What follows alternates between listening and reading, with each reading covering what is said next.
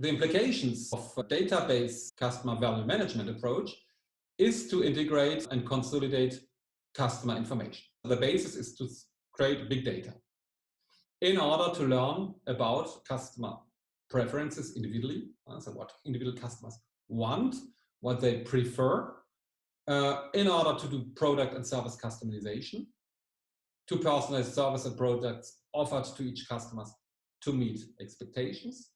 And this is to satisfy increasing customer heterogeneity. As stated, we are not faced anymore to national or local segments, but to international segments and populations. But also to increase customer satisfaction in order to increase the CLV, means customer lifetime value. This means that we shift from product-oriented marketing performance indicator based on products to customer-centric marketing performance indicators.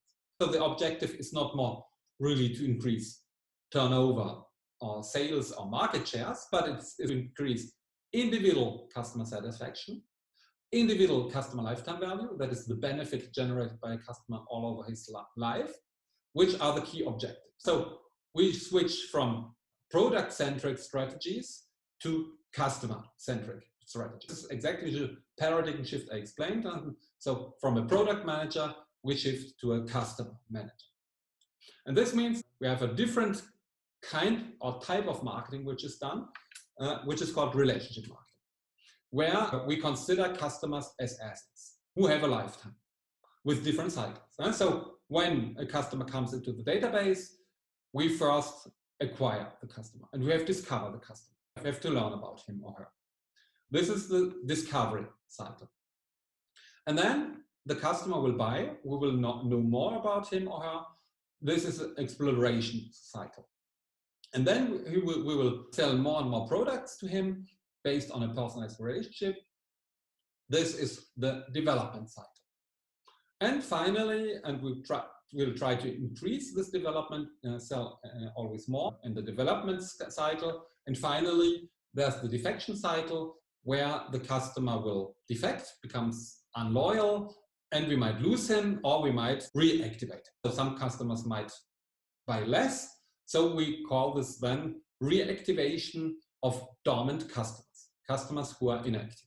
So if the customer is valid, only the economic value of every individual customer will determine if we want to keep the customer and make him loyal, or if we make him defect. If the customer costs too much but generates too few economic value, we might abandon this customer. The idea behind CRM is that every client is an asset having value, precisely customer lifetime value, and this customer lifetime value is based on cost, but also revenue. We have acquisition cost, but we have also then cost to make him loyal, retention cost. On the other hand, we have revenue. On the individual basis, we know how much a customer costs us in terms of loyalty and acquisition, but we know also how many revenues the customer has generated.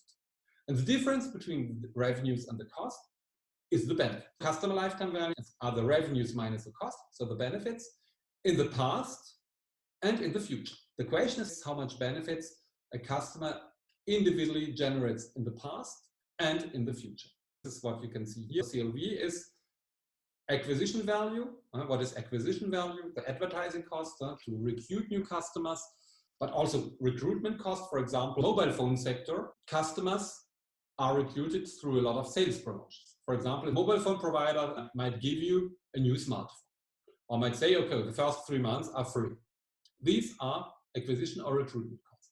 This is the acquisition value, but it is also the retention value. For example, the customer enrolls into a loyalty program. This generates costs. These are retention or loyalty costs. And on the other hand, the customer will generate revenues. So for example, in the mobile phone contract, you will pay 40 euros a month. So these are the revenues. So the difference between all the revenues over the life and the cost over the life is called customer lifetime value. So it's the past and future cash flow or benefit by client, or the cumulated past and its expected future profits of a client over his or her overall lifetime. This includes the past, but also the future. In the past, you have all this information because this information comes from the accounting department. So you know exactly how many customer costs, how many he generates as revenues, and the difference brings you the past benefits. On the other hand, for the future, this becomes more tricky and difficult. So to calculate the future cost and revenues, what you need is to do probabilities. So you have to do a probability analysis by taking into account what a customer will cost you in the future and what he will generate as revenues. All this is based on statistics, data mining and algorithms and artificial intelligence. These are the technologies that can forecast based on past information, the future information. This means that you need to forecast purchase frequencies, how many times a customer will buy in the future, and the frequency. What is the basket like? Will he buy the same products or more enhanced products? So you have to integrate cross-selling and upselling possible. Cross-selling is that if he buys a computer, will he also buy a printer or a scanner or printer cartridges? All this has to be integrated into a customer lifetime value model through probabilities. You have to integrate also if a customer is active or not in the future. You can imagine it's not very easy. So behind customer lifetime value calculations, there are very sophisticated mathematical and statistical models that are useful for the establishment of the customer lifetime value models.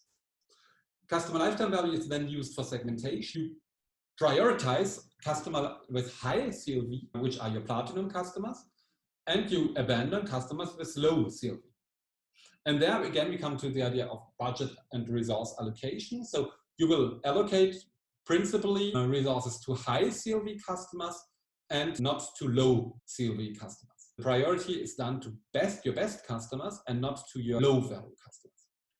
The implications of a database customer value management approach is, instead of selling product to a maximum of customers by recruiting always new customers, the idea is to concentrate on one client or on few clients, the best clients, and to sell a maximum of possible products and services to their expectations through personalization. So you have one client with different products by doing cross-selling, so by selling new or related or even unrelated products to the customers.